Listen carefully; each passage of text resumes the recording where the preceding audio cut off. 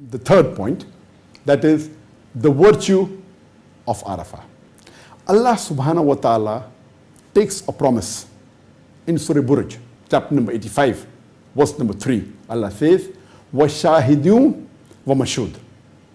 In Surah Buruj, chapter number 85, verse number 3, Allah is taking a promise by the witnessing day, referring to Friday, and by the witnessed day, referring to Yawm al-Arafah. Now Allah in the Quran, in Surah Buruj, chapter number 85, verse number 3, is taking an oath of Yawm al-Arafah. It's mentioned in Jami' Tirmidhi, volume number 6, hadith number 3339, that the beloved Prophet ﷺ said that Yawm al-Mashhud, that is the witnessed day or the attended day, is Yawm al-Arafah. That is the 9th day of the Hijjah. And Ash-Shahud is the witnessing day, it refers to Friday. It's mentioned in Musnad Ahmad, volume number 2, hadith number 2455, that Prophet Muhammad, peace be upon him, said that Allah subhanahu wa ta'ala took a covenant from the loins of Adam on the day of Arafah, in Arafah. And it says that he took a covenant from the loins of the children of Adam, from the descendant, and took a covenant. And when he bought them from the loins and scattered them like ants on the fields of Arafah. And then is quoted the verse of the Quran of Surah Arafah, chapter number 7, verse number 172 and 173, where it says that Allah subhanahu wa ta'ala took a covenant from the loins of children of Adam, from the descendants, and asked them, am I not your Lord? And they replied, yes, we testify you are our Lord. And Allah continues, lest on the day of judgment you will say that you were not mindful.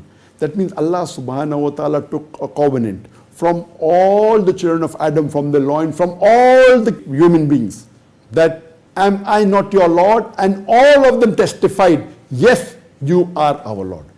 This is mentioned in the Quran in Surah Arafah, chapter number 7, verse number 172 and 173.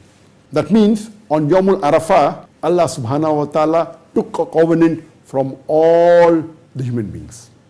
Point number 3 is that Yawm al-Arafah is the day when our deen was completed. And Allah has fulfilled His favor on the human beings.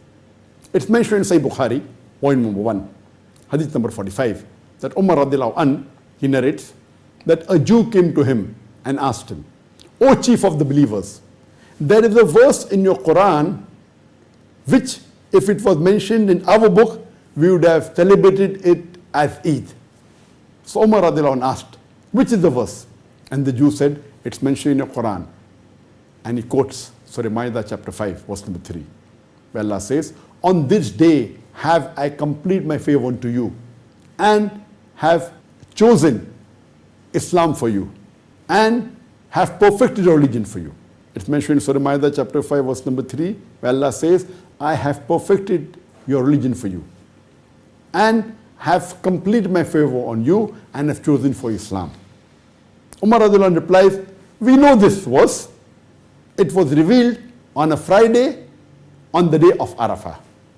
That means it was the day of Arafah when Allah subhanahu wa ta'ala, He perfected the religion of Islam and completed His favor on the human beings and has chosen Islam for us. This is the third virtue of Arafah. The fourth virtue of Arafah is that Arafah is also a day of Eid.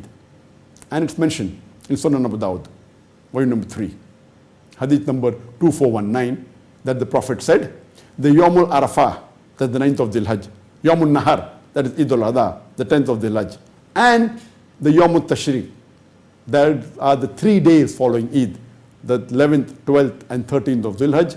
These are the days of Eid. These are the days of celebration. These are the days of eating and drinking. So Yawm al-Arafah, for the people of Arafah, in Arafah, it's an Eid day for them. The fifth virtue of Arafah is that it is the day where Allah subhanahu wa ta'ala forgives and frees the maximum slave. It is called the day of forgiveness. And it's a hadith mentioned in Sunan Nasai, volume number 3, hadith number 3009.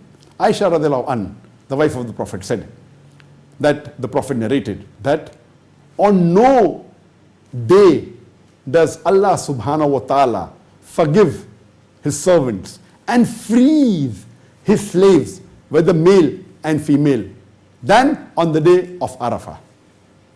And he comes close to the angels and he boasts to them about them and says, what do they want?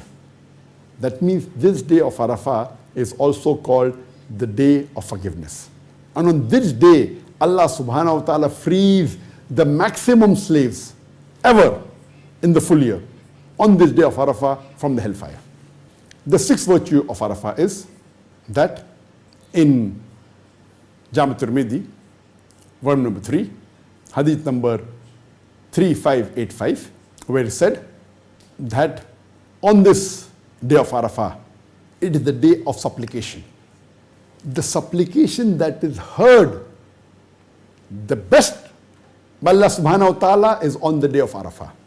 And in this hadith, it is narrated that the beloved Prophet said, on the day of Arafah, Allah subhanahu wa ta'ala hears the supplication the maximum. And I and the earlier prophets, they recited, La ilaha illallah wa'adahu la sharika lahu wa lahul mulku wal hamdu ala kulli shay'in qadir. That there is no one worthy of worship except Allah. And he has got no partners. To him belong all the domains.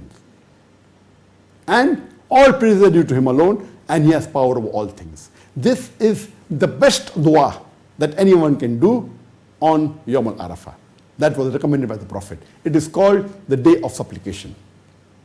And the seventh virtue of Arafah is that the beloved Prophet said, as I mentioned earlier, in Sahih Muslim, volume number 3, hadith number 2747, the Prophet said that fasting on the day of Arafah expiates your sins of the previous year and the coming year. And the same information is repeated in Ibn Majah, volume number 2, hadith number 1730, where the Prophet said that anyone who fasts on Yawm al-Arafah, his sins of the previous year and the next year is expiated. So these were the 7 virtues of Yawm al-Arafah, the day of Arafah.